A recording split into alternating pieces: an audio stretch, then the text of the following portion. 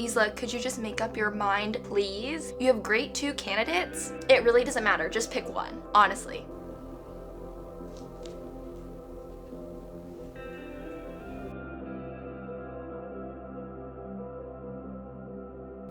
I'm actually crying.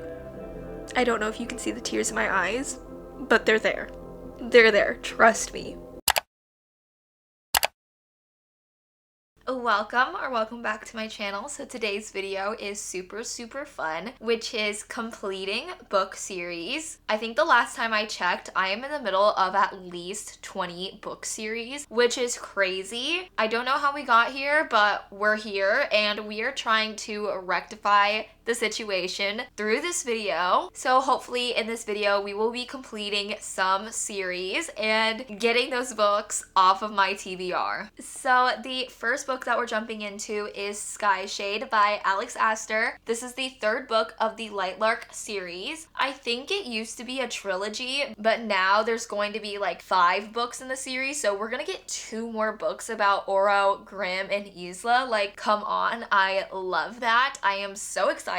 But if you did not know, Lightlark is about this competition that happens every 100 years. And basically the competition is this opportunity to break the curses that these 6 different realms are under. And each realm has a different power and a different curse. However, it is a very high stakes competition because in order to break the curse that they're under, 1 ruler and 1 realm must die. So because this is a very high stakes and serious situation, it's kind of why it has taken them so long to come to a solution and to break the curse. The entire series follows Isla Crowned, who is the ruler of the wildling realm nation kind of thing, and her powers are very connected to the earth and the elements, and their curse is that they can't fall in love, and if they do, the person that they fall in love with, they'll basically want to kill them, and then they also have to eat human hearts. I will also say that this series has a love triangle trope, and I know a lot of people hate that trope. I personally don't like that trope either, but Alex Astor does an amazing job of making sure that the love triangle is balanced. I feel like when a love triangle is utilized in a book series, there's always a clear favorite, but in this series, I really can't tell. Obviously, I have my own favorite, but it's really hard to tell who Isla is going to end up with, who is the end game, things like that. So I am actually 70 pages into Sky Shade and I am just loving it so far. I'm really flying through it. It takes place right after Nightbane, so if this series is on your TBR, it is a perfect time to start it because you can literally binge read Lightlark, Nightbane, and then Sky Shade, and then you'll be caught up when the next 2 books come out. I feel like Alex Astor's writing has also gotten better in this book. I feel like there are just so many beautiful quotes that are between Isla and Grimm, and I am just living for it. I've even started annotating it, which is crazy because I haven't annotated a book since I think Lightlark. I think Lightlark was the last book I annotated, and now I'm annotating Sky Shade. And when I mean annotating, I'm using a very loose term. I'm literally just underlining phrases and quotes that I like because I don't have any of my annotation stuff. However, I will be going back and fully annotating this the correct way with the little sticky tabs, highlighters, all that jazz, because this book deserves the A-star treatment.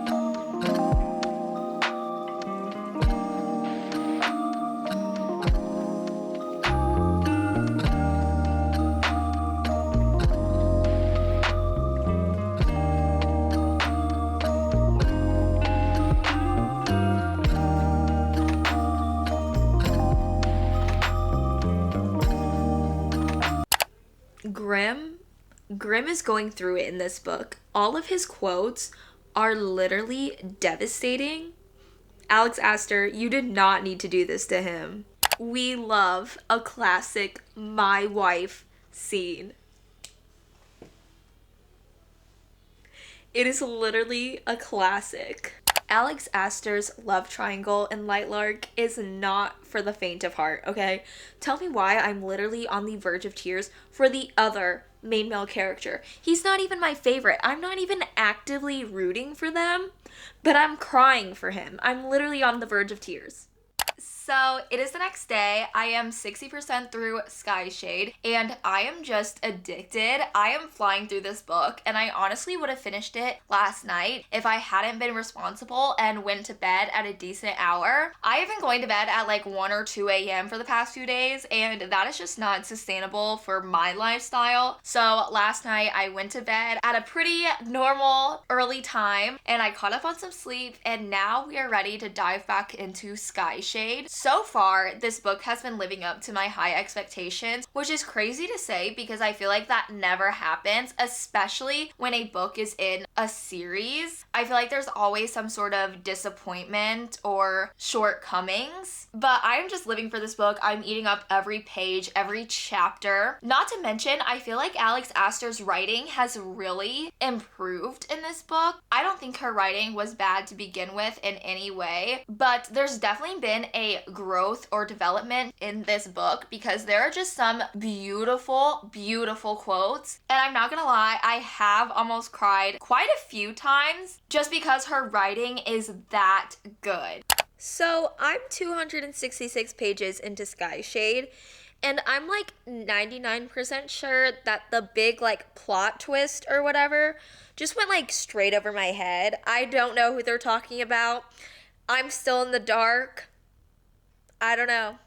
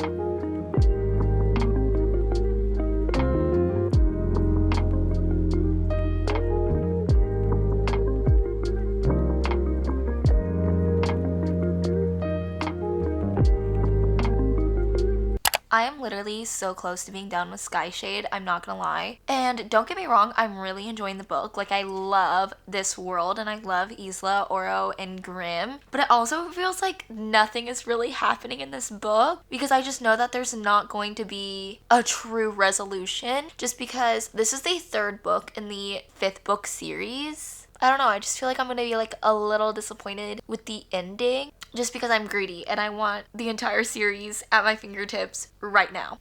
I am literally gonna cry right now. I'm not kidding. I am going to cry. I'm not doing okay. I'm actually crying.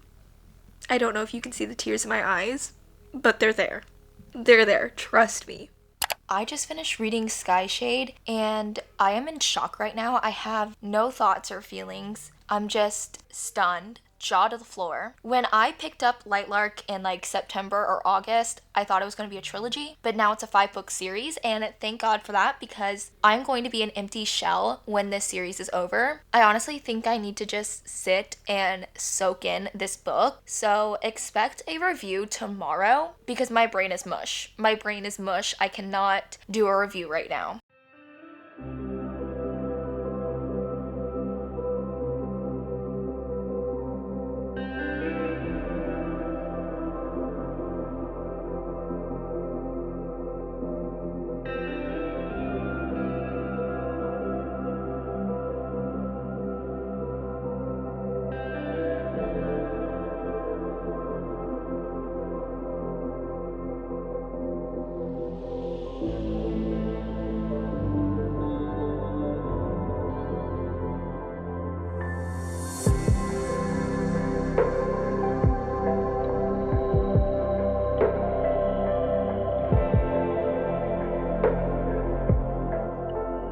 So it is the next day. I finished reading Skyshade by Alex Astor yesterday, and I'm not gonna lie, but when I finished this book, I was just so shocked and stunned. My brain was like off. I could not come up with a single review, rating, nothing. The wheels in my mind just weren't turning, okay? They were on pause. But after sitting with the book for a day, I think I have a pretty conclusive thought of what my reading experience was and what I want to rate this book. While reading this book, I really enjoyed it. I love the universe of Lightlark. I love the characters Grimm, Oro, Isla, and I loved learning more about her and her powers and her past, specifically her parents. I honestly would love to see a prequel novella type book about them because I feel like the lore and the love story there is so good. Even though it is tragic, it would hit, okay? It would hit. So I really loved that, but like after I finished this book, it kind of just left me with like this empty feeling, and I had a little bit of dissatisfaction, not because it wasn't an enjoyable experience and not because I didn't enjoy the book, just because I feel like we never really made any progress with the actual plot. I feel like Nightbane was a little bit of a filler book, and then I went into this book hoping that there was going to be a little bit more resolution on the love triangle, things like that, and there's like still no clear resolution.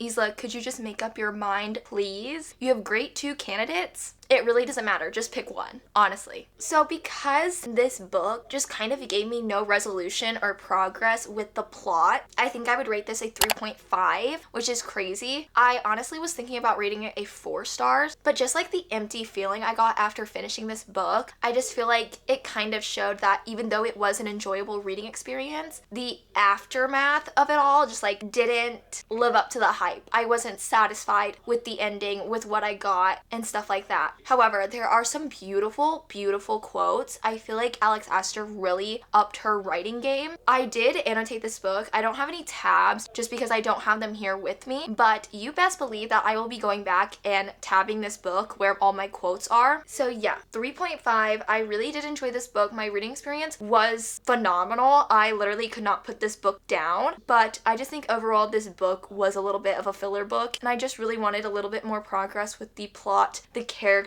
and the love triangle. So moving on, yesterday I did start a new book, which was Ruthless Vows by Rebecca Ross. This is the sequel to Divine Rivals, and Divine Rivals is only a duology, so this is technically the last book of Iris and Roman's story. I've honestly been putting off starting this book just because of all the negative reviews that came out when this book was first released. It made me very hesitant to pick it up just because I loved Divine Rivals so much. However, the whole point of this video video is to complete series that I'm in the middle of, so that is why we are just going to rip off the band-aid and pick up Ruthless Vows. I'm about 20% through and I'm really enjoying it. I was a little bit scared to jump back into this world just because I don't remember a lot of the plot and the characters, but the more I read, the more information comes back to me, so that is very helpful. Even though I have the physical copy, I'm actually not reading the physical copy. I'm actually reading it on my Kindle Colorsoft. I got this for Christmas and I just kind of wanted a opportunity or an excuse, I guess, to use it for the first time, and Ruthless Vows is on Kindle Unlimited, so I figured why not download it and I can utilize my new Kindle. Honestly, first impressions, I don't really have the yellow line that people were talking about. I don't have that issue. The response time to like turning pages is really good, and I love that the pages of the Kindle Colorsoft, they're like textured, so it doesn't feel like you're really reading a screen. It kind of gives off paper-like texture, if that makes sense. I don't think it would show up on camera, but in person it does have a little bit of like a grain or texture or some sort, which I actually really enjoy.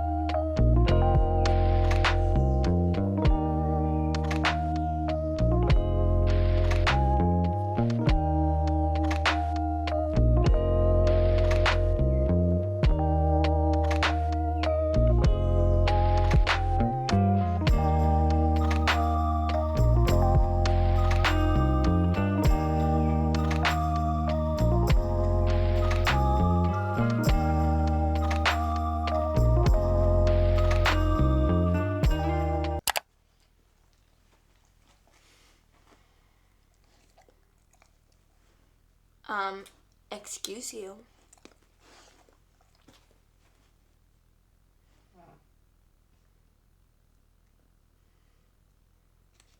So it is technically not the next day, it is a few days later. As you can tell, I am back at my apartment. I am no longer at my parents' house. And yesterday I was literally in the car the entire day, so I wasn't really able to film anything. But the good news is that during my car ride, I was able to finish Ruthless Vows by Rebecca Ross. If you did not know, Ruthless Vows is the sequel to Divine Rivals. It is only a duology, so this is technically the last book. And this duology is about Iris and Roman. They both work for this newspaper company, and they are essentially rivals. They do not get along. They're constantly competing with one another. However, they are both in possession of these very magical typewriters, and because of that, they kind of develop an anonymous pen pal friendship. And not to mention, the setting of this book takes place during a war between two gods. So overall, it's just kind of a high stakes atmosphere. Going into this book, I was so excited just because I love Divine Rivals so much. It was a highly rated book for me. I think I rated it a 4.5, and it was very close to becoming a 5-star read for me. However, I think I was just a little bit underwhelmed with this book. I loved how fast it was to dive into the story. It literally takes place right after Divine Rivals, so I really appreciated that. However, the build up to like the big action part, to the climax, was just a little bit slow for me. I feel like we just wasted a lot of chapters on days that felt like the same. I don't know. It just felt very monotonous.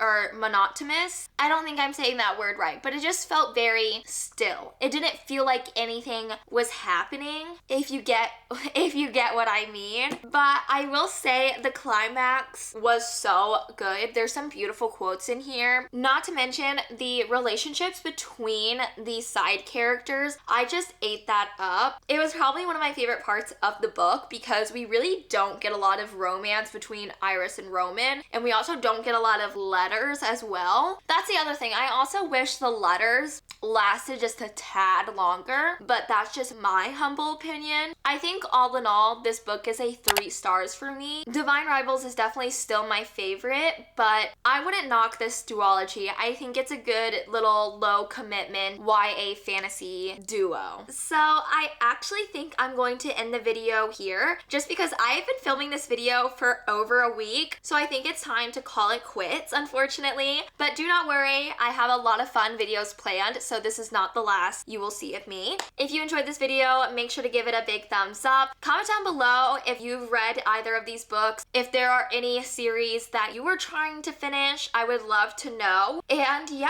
make sure to subscribe so you don't miss out on any of my videos, and make sure to turn on post notifications so you really don't miss out on any of my videos. And I will see you next time. Goodbye.